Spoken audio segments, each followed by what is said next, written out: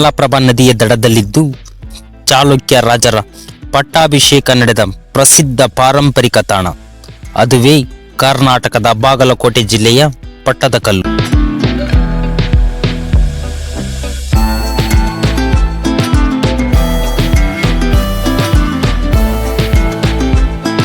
ವಿಶ್ವ ಪರಂಪರೆಯ ತಾಣವಾಗಿ ಘೋಷಿಸಲ್ಪಟ್ಟಿದೆ. ಹಾಗಾಗಿ ಪಟ್ಟದಕಲ್ಲು ಕರ್ನಾಟಕದ ಜನಪ್ರಿಯ ಪ್ರವಾಸಿ ಸ್ಥಳಗಳಲ್ಲಿ ಒಂದಾಗಿದೆ. ಕರ್ನಾಟಕದ ಪ್ರಮುಖ ಪ್ರವಾಸಿ ತಾಣಗಳಲ್ಲಿ ಒಂದಾದ ಪಟ್ಟದಕಲ್ಲನ್ನ ಹಿಂದೆ ರಕ್ತಾಪುರ ಎಂದು ಕರೆಯಲಾಗುತ್ತಿತ್ತು.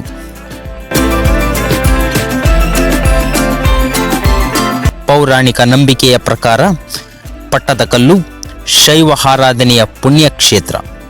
ಸಿಂಗರಾಜನ ಪುರಾಣ ಮತ್ತು ಹಮ್ಮೀರ ಕಾವ್ಯಗಳಲ್ಲಿ ಪಟ್ಟದಕಲ್ಲಿನ ಪ್ರಸಿದ್ಧ ಮನೆತನಗಳಾದ ನಂದ, ಮೌರ್ಯ, ಕದಂಬ ಹಾಗೂ ಚಾಲುಕ್ಯ ರಾಜರನ್ನ ಪಟ್ಟಾಭಿಷೇಕ ಮಾಡಿದ್ದರಿಂದ ಪಟ್ಟದಕಲ್ಲು ಹೆಸರು ಬಂತೆಂಬ ಉಲ್ಲೇಖವಿದೆ.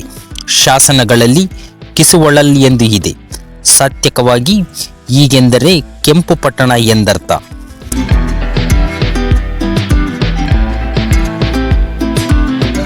ಪಟ್ಟದಕಲ್ಲು ಇತರ ಸ್ಥಳಗಳಿಗಿಂತ ಭಿನ್ನವಾಗಿದ್ದು ಇಲ್ಲಿನ ಜನಪ್ರಿಯ ರಚನೆಗಳು ದಕ್ಷಿಣ ಭಾರತ ಹಾಗೂ ಉತ್ತರ ಭಾರತೀಯ ಶೈಲಿಯ ವಾಸ್ತುಶಿಲ್ಪವನ್ನು ಪ್ರತಿನಿಧಿಸುತ್ತವೆ. ಈ ಸ್ಮಾರಕವು ಕರ್ನಾಟಕದ ಶ್ರೀಮಂತ ಐತಿಹಾಸಿಕ ಸ್ಥಳವಾಗಿದೆ. ಆರ್ಕಿಯಾಲಜಿಕಲ್ ಸರ್ವೆ ಆಫ್ ಇಂಡಿಯಾದ ಪ್ರಕಾರ ಪಟ್ಟದಕಲ್ಲು 7 ಮತ್ತು 8ನೇ ಶತಮಾನಗಳಲ್ಲಿ ಚಾಲುಕ್ಯ ರಾಜ್ಯವಂಶದ ಕಾಲದಲ್ಲಿ ಸ್ಥಾಪನೆಯಾಯಿತು. ಪಟ್ಟದಕಲ್ಲು ಎಂದರೆ ಪಟ್ಟಾಭಿಷೇಕದ ಸ್ಥಳ ಎಂದರ್ಥ. ಚಾಲುಕ್ಯ ವಂಶದ ರಾಜರ ಕಾಲದಲ್ಲಿ ಪಟ್ಟಾಭಿಷೇಕ ಸಮಾರಂಭವನ್ನು ಆಯೋಜಿಸಲು ಈ ಸ್ಥಳವನ್ನು ಬಳಸಲಾಗುತ್ತಿತ್ತು. ಪಟ್ಟದಕಲ್ಲು ಪ್ರಾಚೀನ ಐತಿಹಾಸಿಕ ತಾಣವು ವಿವಿಧ ರಾಜರು, ಮಹಾರಾಜರು ಮತ್ತು ರಾಜವಂಶಗಳ ಆಳ್ವಿಕೆಗೆ ಸಾಕ್ಷಿಯಾಗಿದೆ.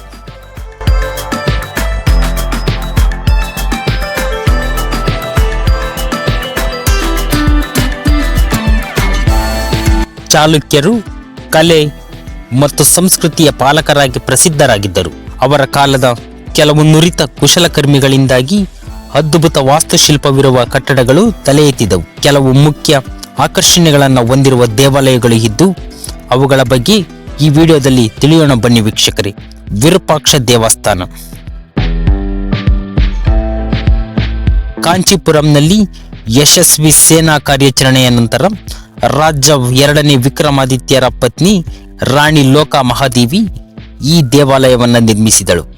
ಹಿಂದೆ ಲೋಕೇಶ್ವರ ದೇವಸ್ಥಾನ ಎಂದು ಕರೆಯಲ್ಪಡುತ್ತಿದ್ದ ವಿರೂಪಾಕ್ಷ ದೇವಸ್ಥಾನ ಪಟ್ಟದಕಲ್ಲಿನ ಅತಿ ದೊಡ್ಡ ದೇವಾಲಯ ಮತ್ತು ಅತ್ಯಂತ ಜನಪ್ರಿಯವಾದ ದೇವಾಲಯವಾಗಿದೆ. ಈ ದೇವಾಲಯವು ಸಣ್ಣ ಕೋಶಗಳು ಅಥವಾ ದೇವಾಲಯಗಳಿಂದ ಸುತ್ತುವರಿದ ವಿಶಾಲವಾದ ಚತುರ್ಭುಜವನ್ನು ಹೊಂದಿದೆ.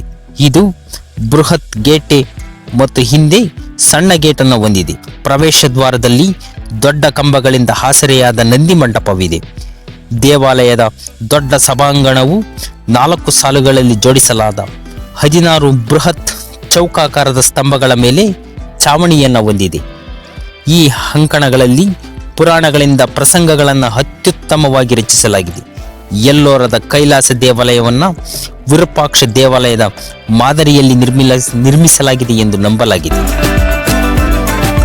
ಕಾಶಿ ವಿಶ್ವನಾಥ ದೇವಸ್ಥಾನ. ಈ ದೇವಸ್ಥಾನವನ್ನು 8ನೇ ಶತಮಾನದಲ್ಲಿ ರಾಷ್ಟ್ರಕೂಟರು ನಿರ್ಮಿಸಿದರು. ಈ ದೇವಾಲಯದಲ್ಲಿ ಬಳಸಲಾಗಿರುವ ವಾಸ್ತುಶಿಲ್ಪ ಶೈಲಿಯು ಪ್ರಧಾನವಾಗಿ ನಾಗರ ಶೈಲಿಯಾಗಿದೆ. ದೇವಾಲಯದ ಗೋಡೆಗಳ ಮೇಲೆ ಕೆತ್ತಿದ ಹಲವಾರು ಸ್ತ್ರೀ ಪ್ರತಿಮೆಗಳು ಕೆತ್ತಿದ್ದು ಇವು ಸಾಕಷ್ಟು ಹೆಸರುವಾಸಿಯಾಗಿವೆ. ಇತಿಹಾಸದಲ್ಲಿ ಮಹತ್ವ ಪಡೆದುಕೊಂಡಿರುವ ಈ ದೇವಾಲಯಗಳ ಕೆತ್ತನೆಗಳ ಕಲಾತ್ಮಕವನ್ನು ನೋಡಲು ನೀವು ಪಟ್ಟದಕಲ್ಲಿಗೆ ಒಮ್ಮೆ ಭೇಟಿ ನೀಡಲೇಬೇಕಾಗಿದೆ.